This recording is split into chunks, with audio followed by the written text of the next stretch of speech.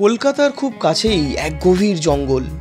জঙ্গলের মাঝেই বয়ে চলেছে কুয়াশামাখা এক নদী। তার পাশেই ভগ্নপ্রায় এক রাজপ্রাসাদ, যেখানে হয়েছিল ভয়ঙ্কর এক হত্যাকাণ্ড।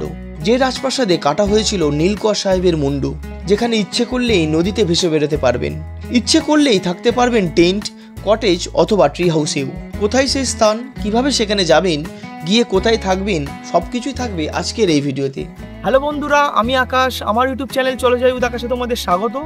আজকে আমি আসি মঙ্গলগঞ্জে, আর এই মঙ্গলগঞ্জে তোমাদেরকে ঘুরিয়ে দেখাবো পারমাদান ফরেস্ট, যেটা বিভূতিভূষণ অভয়ারণ্য নামে পরিচিত, আর তার সাথে ইছামতির বুকে নৌকা বিহার, আর সেই সঙ্গে সঙ্গে আমার পিছনে দেখতে পাচ্ছ এখানকার মোস্ট হন্টেড প্লেস নীলকুঠি সাহেবের বাংলো। তো এই পুরোটাই তোমাদেরকে আমি আজকে ঘুরিয়ে দেখাবো। তো বুঝতেই পারছো আজকের ভিডিওটা কতটা ইন্টারেস্টিং হতে চলেছে। তো তোমরা স্কিপ না করে ভিডিওটা শেষ পর্যন্ত দেখতে থাকো। প্রথমেই তোমাদের বলি তোমরা এই মঙ্গলগঞ্জে কিভাবে আসবে। শিয়ালদা বনগাঁ লোকাল ধরে তোমাদের বনগাঁ স্টেশনে নামতে হবে। সেখান থেকে অটো করে আসতে হবে টাউন হল, দেন আরও একটা অটো করে নাটাবেরিয়া, তারপর নাটাবেরিয়া থেকে অটো বা টোটো ধরে তোমরা চলে আসতে পারবে এই মঙ্গলগঞ্জে। তো বন্ধুরা, আমরা ঘুরতে ঘুরতে চলে এলাম। দেখো আমার পিছনে দেখতে পাচ্ছ এখানকার মোস্ট হন্টেড প্লেস নীলকুঠি সাহেবের বাংলো, যেটাকে কাটা সাহেবের বাংলো বা কুঠি বলে থাকে। তো দেখো এই জায়গাটা পুরোটা।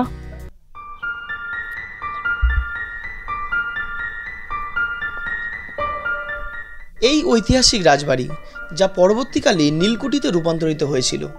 এখানে রয়েছে অনেক গল্প, অনেক কিছু অভিজ্ঞতা। তো চলো এর ইতিহাসটা তোমাদের সাথে আমি শেয়ার করি। 18 শতকের শুরুর দিকে আঁশ বংশের স্থায়ী বসবাস হয় এই মঙ্গলগঞ্জ। জমিদার মঙ্গলচন্দ্রের নাম অনুসারে এই জায়গার নাম হয় মঙ্গলগঞ্জ। নদীর অন্য পারে জঙ্গল। শুরুর দিকে শুধুই হতো আমদানি রপ্তানি, পরে এই স্থান বাণিজ্যিক কেন্দ্রে পরিণত হয়, আর সেই টানে ইংরেজরা এখানে চলে আসে। তারপর দখল নেয় এই জমিদার বাড়ি। তৎকালীন আমলে পরাধীন ভারতবর্ষে অত্যাচারী ব্রিটিশ শাসকরা তথা নীলকর সাহেবরা স্থানীয়দের স্বল্প মূল্যে নীল চাষ করতে বাধ্য করত। ফলে ক্ষতির মুখে পড়ে জীবন অতিষ্ঠ হয়ে পড়েছিল নীল চাষিদের। দীর্ঘদিন এই অত্যাচার সহ্য করতে করতে ক্ষোভ পঞ্জীভূত হয়ে আকার নেয় নীল বিদ্রোহের। এই দেখো, এটা কোনো সুড়ঙ্গ ছিল এখানে। তো দেখো এই দিকটা, এটা উপরে যাওয়ার।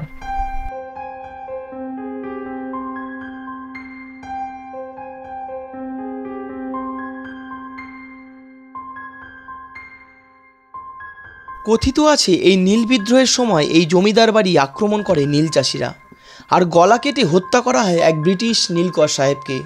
সেই থেকেই এই বাড়ির নাম কাঁটা সাহেবের কুঠি।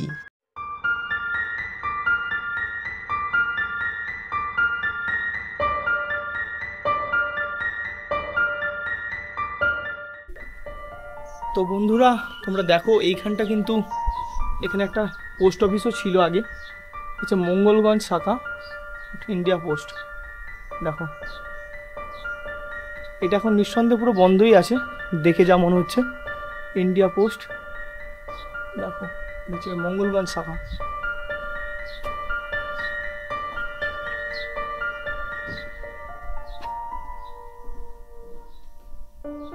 তো তোমরা বন্ধুরা দেখো, এখানে কিন্তু এই নীলকুঠি সাহেবের বাংলোতে কোনো নেটওয়ার্ক নেই, ফোনের কোনো নেটওয়ার্ক নেই। দেখো পুরো ক্রস হয়ে আছে, জিও বিএসএনএল দুটোই ক্রস হয়ে আছে, এয়ারটেলও নেই।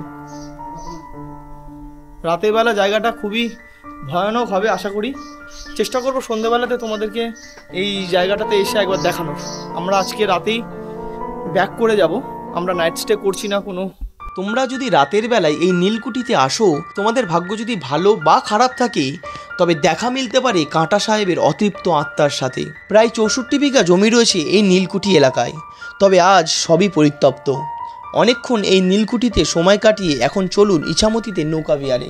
তবে তার আগে তোমরা এই মঙ্গলগঞ্জে ঘুরতে এলে কোথায় থাকবে সেটা তোমাদেরকে দেখিয়ে দিই। তো বন্ধুরা, এটা কিন্তু রয়েছে রিসর্ট ইচ্ছেকুঠি মঙ্গলগঞ্জ। দেখতে পাচ্ছ আমরা এখন চলে এলাম এখানে, আর এখানে তোমরা কিন্তু থাকতে পারো। তোমরা যারা নাইট স্টে করে থাকবে তারা কিন্তু এরকম এই রিসর্টে বুক করতে পারো। আর ঢুকেই দেখো বাঁ দিকে এখানে রয়েছে রিসেপশন। আর তো চলো এখানে যে রিসেপশনিস্ট রয়েছে তার থেকে আমরা জেনে নিই রুম টুমগুলো কীভাবে কীরকম অ্যাভেলেবেল রয়েছে এবং তার ভাড়া কত। এখানে সিস্টেম রয়েছে বলতে আমাদের সব পার হেড সিস্টেম থাকে, প্যাকেজ সিস্টেম থাকে। এবার আপনি যেরকম প্যাকেজ নেবেন সেরকম আপনার থাকবে। কেমন যেরকম রুম নেবেন সেরকম প্যাকেজ হবে আপনার। ট্রি হাউস নিলে আপনার 1800 করে পড়বে পার হেড।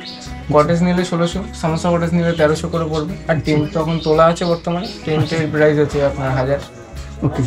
আর তোমাদের মানে 4 বার খাওয়া দাওয়া আছে, 1 ঘন্টা বোট রাইড, রাতে নাইট সাফারি সব ফ্রি।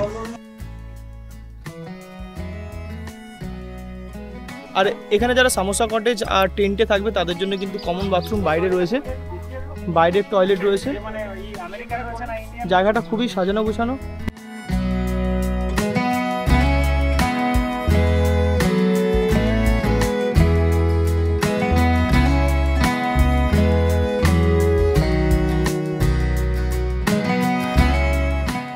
তো বন্ধুরা আমরা এখন এই ইছামতিতে চলে এসেছি। দেখো ইছামতির এখানে বিভিন্ন নৌকা রাখা আছে, আর ওই দিকটাতে প্যাডেল বোর্ডও রয়েছে।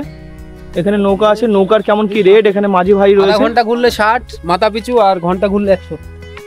1 ঘন্টা ঘুরলে 100 টাকা। আর প্যাডেল বোর্ডও পাওয়া যাবে, প্যাডেল বোর্ড ঘুরলে আধা ঘন্টা করে ঘুরলে 50 টাকা করে। আচ্ছা, আর ওটা 1 ঘন্টা 1 ঘন্টা 1 ঘন্টা ঘুরলেও 100। 100। আর নর্মাল এই গাড়ি এই নৌকাগুলো কিন্তু 60 আর 100, আধা ঘন্টা আর 1 ঘন্টা।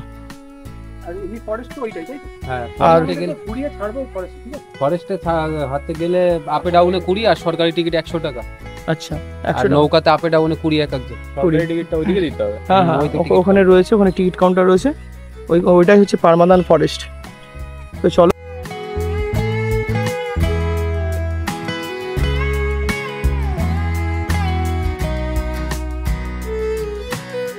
বন্ধুরা, আমাদের নৌকা দেখা এখন ছাড়ছে, নৌকা বিহার আমাদের শুরু হলো। দেখো নৌকা করে বিহার যাব। হ্যাঁ, নৌকা। যারা ইচ্ছেকুটি রিসর্টে থাকবে তাদের জন্য এই নৌকা বিহার কিন্তু একেবারে বিনামূল্যে। আপনারা 1 ঘন্টায় এই নৌকা বিহার করতে পারবেন, যার জন্য দিতে হবে না 1 টাকাও। দুদিকে জঙ্গল, আর তার মাঝে বয়ে চলেছে ইছামতি। তার মাঝখান দিয়ে আমাদের নৌকা ছলাৎ ছলাৎ শব্দে এগিয়ে চলেছে। এই দৃশ্য বড়ই অদ্ভুত, বড়ই সুন্দর।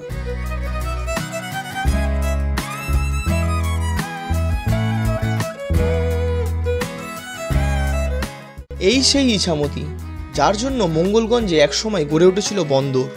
যেই বন্দরে আসতো সপ্তডিঙা, কত বাণিজ্যই না হতো। পরে এসেছে ইংরেজ শাসকরা, অত্যাচার করেছেন আমাদের ভারতীয়দের ওপর। তারাও চলে গেছেন। আস্তে আস্তে ইছামতি তার গরিমা হারিয়েছে, হয়ে গেছে অনেক স্মিত শান্ত। সেই ইছামতির বুকে এখন আমরা ভেসে বেড়াচ্ছি।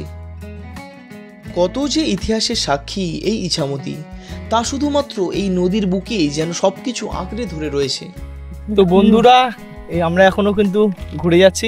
আমরা 30 মিনিটের জন্য কিন্তু এই নৌকা বিহার করব। আর এই যে এই দিকটা রয়েছে পারমাদান ফরেস্ট, এই পুরো ফরেস্ট হচ্ছে পারমাদান ফরেস্ট। খুবই ভালো লাগছে, কিন্তু রোদ কিন্তু প্রচুর রয়েছে। দেখো রোদ রয়েছে প্রচুর, মাঝে মধ্যে মেঘ লাগতে হচ্ছে, মেঘে ঢেকে যাচ্ছে সূর্যটা, কিন্তু রোদ প্রচুর রয়েছে, গরমও লাগছে। কিন্তু এই যে নৌকা বিহারের যে মজা, অসাধারণ অসাধারণ ফিলিংস।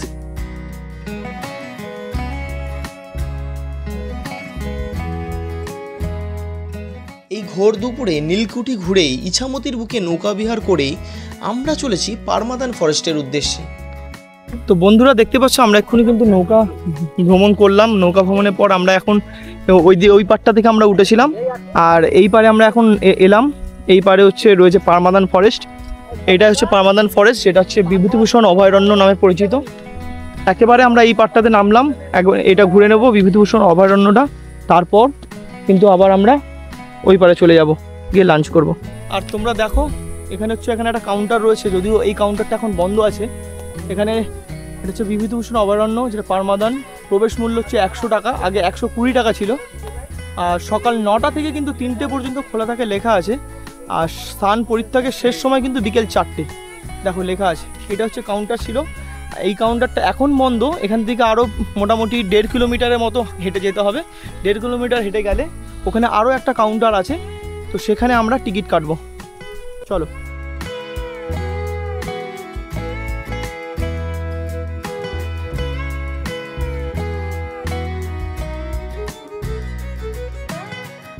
এই পারমাদান ফরেস্টের আর এক নাম বিভূতিভূষণ অভয়ারণ্য, যা 1980 সালে শিরোপা পায়।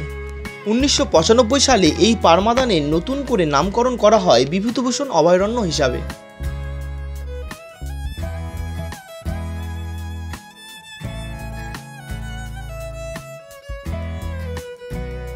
বিভূতিভূষণ অভয়ারণ্য খোলা থাকে প্রত্যেক দিন সকাল 9টা থেকে বিকেল 4টে পর্যন্ত।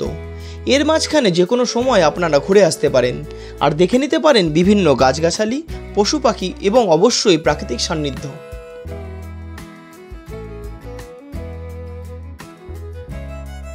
তো বন্ধুরা, আমরা কিন্তু এই পারমাদান ফরেস্টে এখনো পর্যন্ত কোনো হরিণের দেখা পাইনি বা অন্য কোনো পশুর দেখা পাইনি। এখানে দেখো একটা হনুমান।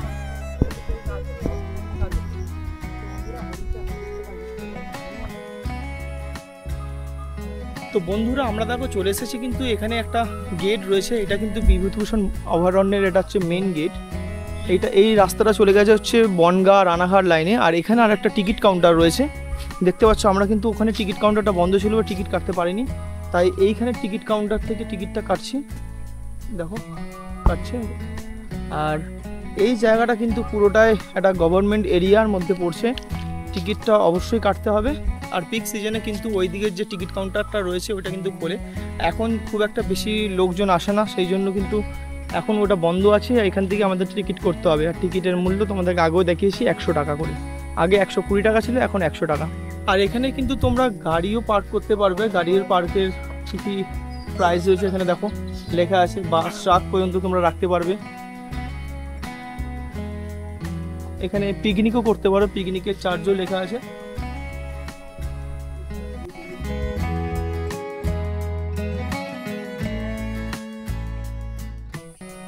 আর আমরা কিন্তু এই গেটটা থেকে টিকিট কাটলাম, এই সামনের গেটটা থেকে টিকিট কাটলাম। টিকিট কেটে দেখো এই জায়গাটাতে রয়েছে বিভূতিভূষণ বন্দ্যোপাধ্যায়ের একটা স্ট্যাচু রয়েছে, দেখতে পাচ্ছ তোমরা।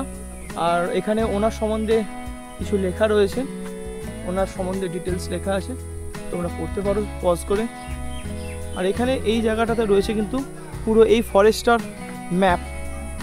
এই ম্যাপটা তুমি দেখতে পাচ্ছ, এই ম্যাপটা তোমরা দেখো।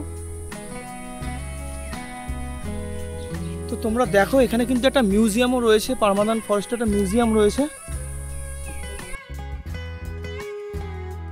আচ্ছা ঠিক আছে, অরিজিনাল সাপ আছে, অরিজিনাল সাপ প্রিজার্ভ করে রাখা আছে।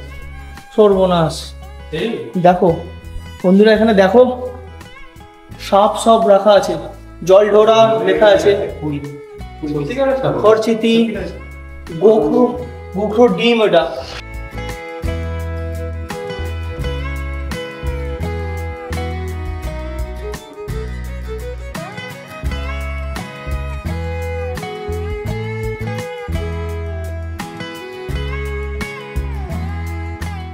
তো বন্ধুরা তোমরা দেখো এখানে কিন্তু অনেকগুলো পাখি রাখা আছে, ম্যাকাও রয়েছে।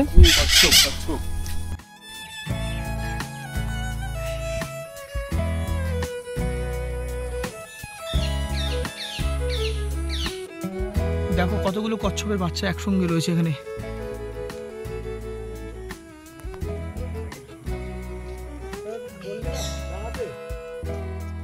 তো বন্ধুরা দেখো এইখানে যে জায়গাটা রয়েছে এখানে কিন্তু দেখালাম তোমাদের পাখি রয়েছে অনেকগুলো। আর এখানে দেখো আরেকটা ময়ূর রয়েছে, এখানে একটা ময়ূর রয়েছে, এখানে একটা অন্য পাখি রয়েছে, ময়ূরটা দেখা যাচ্ছে।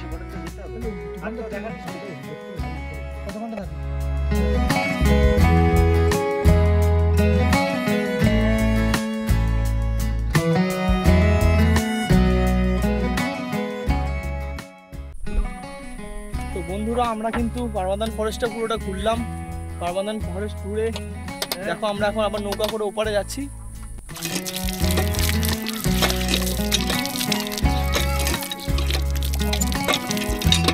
তো বন্ধুরা আমি তোমাদেরকে কিন্তু এই ঐতিহাসিক মঙ্গলগঞ্জটা পুরোটা ঘুরিয়ে দেখালাম। তোমাদের ভিডিওটা কেমন লেগেছে অবশ্যই একটা কমেন্ট করে জানিও। আর যদি ভালো লেগে থাকে অবশ্যই একটা লাইক করে বন্ধুদের সঙ্গে শেয়ার করে দিও। তোমরা যদি চ্যানেলে প্রথমবার হয়ে থাকো চ্যানেলটাকে সাবস্ক্রাইব করে বেল আইকন ক্লিক করো। দেখা হচ্ছে পরবর্তী কোনো ফুড বা ট্রাভেল ব্লগের ভিডিওতে। আজকে এখানেই ভিডিওটা শেষ করছি, চলো সি ইউ।